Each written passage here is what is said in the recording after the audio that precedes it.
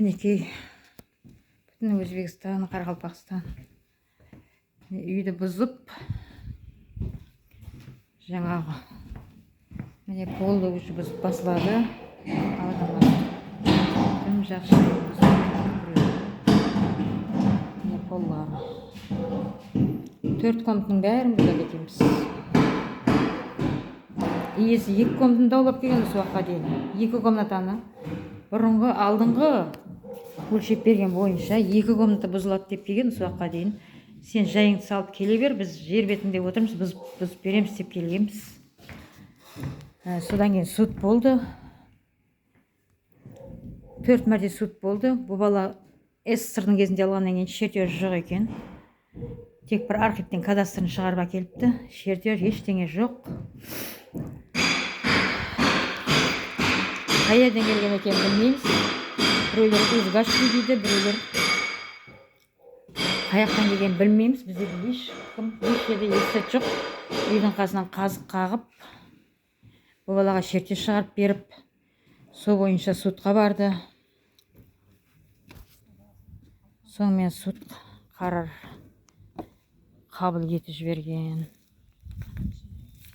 Бағана құтырып келіп шыдай алмай, ауырып қалып, қатты бақырғаларым, жылап президентке мұражатларым бар еді. Қолымнан телефонды жұлып алып, участковой өшіріп тастапты.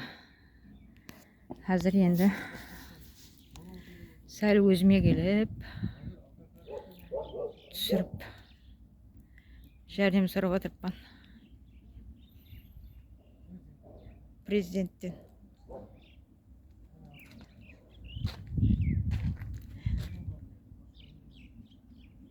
Бұзып жатырыпты. 2 есе налог төлеп отырған жерді.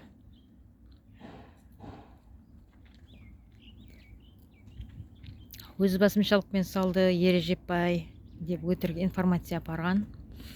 Ережепбай деген адам өте бұзып салмаған бұл жайды. Ол өзі жаңғыз басыл адам еді, кемтамеленген еді. Кемтамеленгеннен шығарып тасталған. Ережепбай бұзып қайттан салды деп судқа өтірік информациямен барып, бұзып қайттан салынған деп қарарды айтып қойыпты. Өз қалпына келтірілсін деп. Ал бұрыннан тұрған жайды қалай өз қалпына келтіреміз? Еш қайттан салмасақ, біздер біреудің жеріне басымшылықпен салмасақ. Қазір стандарт 4 сотық жер беріліп отырған болса, өзі 4 сотығында отырыпты адам. Оған 4,5 сотық етіп, көшені 17 метр қалып, тек бір үйге қарағанда. Басқасын темір жолдан басылап ондай емес. Енді онда темір жолдан басылап 17 метр қалсын көшенің бәрін. Әмме жерді тегіслетсін менім. Онда. Қазір сөйлеуге мынандай мәдәрімсім қалмады. Шаршадық. Темір жолдан басылап бұрынғы көше тұрады екен. Бір үйге қарағанда 17 метр қалды көшені. Біздер Қазақстандамыз. Үйде ешкім жоқ, үлік. Үйге келсек қазық тұр. Кадастрға барып сұрасақ, мына қазықты кім қақты деп білмейміз дейді.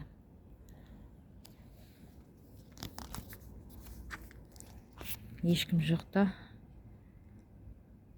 Біреудің жайының үстінен шертер шығарып отыр. 17 метр болғанда өзлері көшеге түсіп кету керек о адам.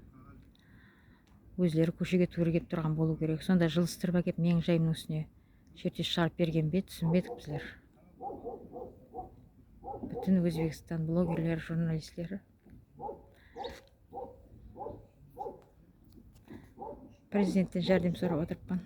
Енді бұны қалай жіберуге білмеймін, еле ютубта. Доказательство факт үшін түсіріп тұрпан. Онам түсіртпей өшіріп тастап жатыр, милициялар қолымыздан жұлып алып.